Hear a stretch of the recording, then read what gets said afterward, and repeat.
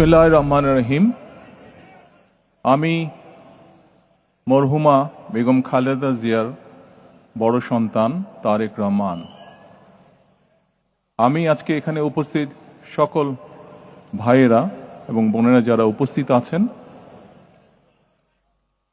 মরহুমা বেগম খালেদা জিয়া জীবিত থাকাকালীন অবস্থায় যদি আপনাদের কারো কাছ থেকে কোনো ঋণ নিয়ে থাকেন, দয়া করে আমার সাথে যোগাযোগ করবেন, আমি সেটি পরিশোধের ব্যবস্থা করব ইনশাআল্লাহ।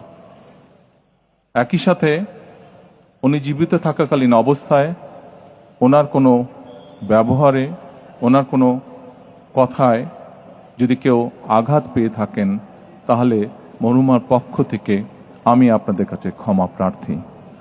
দোয়া করবেন আল্লাহ তাআলা যাতে ওনাকে বেহেশত দান করেন। আসসালামু আলাইকুম।